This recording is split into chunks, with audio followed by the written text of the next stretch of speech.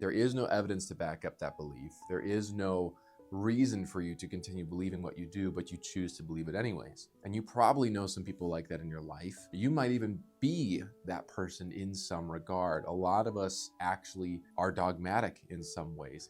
So what does it mean to be dogmatic, and why is being dogmatic a problem? Being dogmatic means that you hold a belief that you believe is incontrovertibly true. So what that means is, even in the face of evidence that would disprove that belief to be true, right, which would make that belief irrefutably false, you choose to believe it anyways. You're choosing to believe something based on complete irrationality. There is no evidence to back up that belief. There is no reason for you to continue believing what you do, but you choose to believe it anyways. And you probably know some people like that in your life. You might even be that person in some regard. A lot of us actually are dogmatic in some ways. And so it raises the question, a valid question, which is dogmatism always a bad thing? On the one hand, it's actually not always a bad thing, but we have to be really careful here. When is dogmatism not a bad thing? Let's say you hold a belief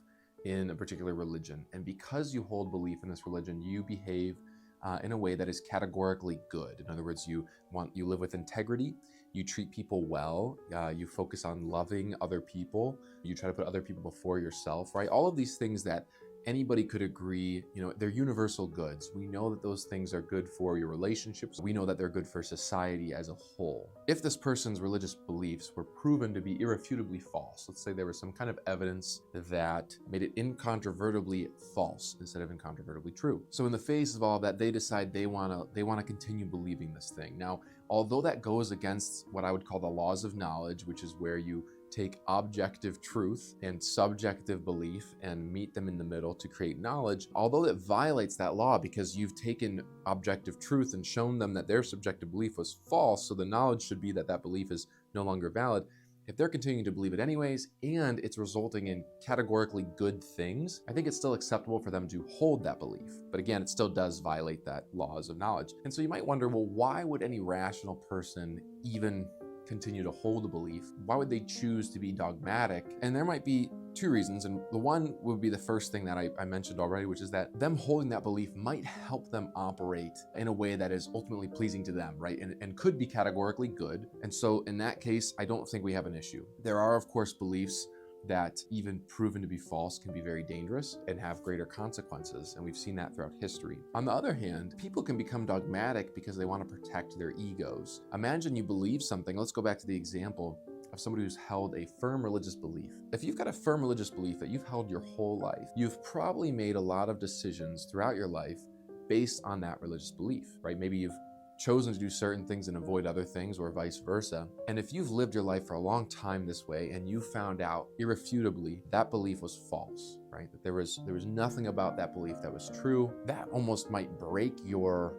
ego, in the sense that you would have to look back on your life and realize you have been living according to something that was unequivocally false. And you'd have to manage the cognitive dissonance of, how could I have lived my life this whole way on something that was false? And so you might become dogmatic in that instance, where you say, no, it's true regardless of what you say. And it might just be a matter of protecting the ego. But what's really important is, again, recognizing when is it still acceptable and when is it not. Today, we see people in the face of contradictory evidence continuing to believe things, and it's completely irrational. And there is no good reason to continue believing those things, whether it's because there is some kind of harm to that individual, or that belief might cause harm to other individuals. So we have to be really picky about what beliefs we continue to hold and what beliefs we allow to become dogmas. And the first thing we really have to do, each of us has to do then, is challenge our own beliefs and make sure that we believe things based on rationality and based on our own understandings, and not based on wanting to conform to a group, wanting to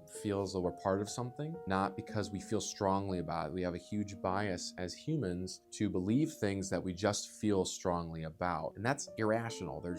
Fundamentally, there's no good reason to believe something just because you feel so strongly about it. And so we really have to question our own beliefs, and walk ourselves through why we believe these things. And if you can do that with your rationality and lots of logic, and you can see how you get from point A to point Z, I think you've got at least a solid foundation to go out into the world and act on those beliefs. But if you can't do that, I think it would be a valuable thing to really step back and reflect on why you hold that belief, and be sure that you're not becoming dogmatic about it, right? That there isn't something out there that would disprove your belief and you're just irrationally refusing to give it up. And this is all important because our beliefs really are that foundation for our actions and our behaviors. Take some time to consider what your beliefs are and why you hold them. And if you got any value out of this video, or this video made you think, I just ask that you would hit like and subscribe. That helps me out a lot. Thank you so much for watching.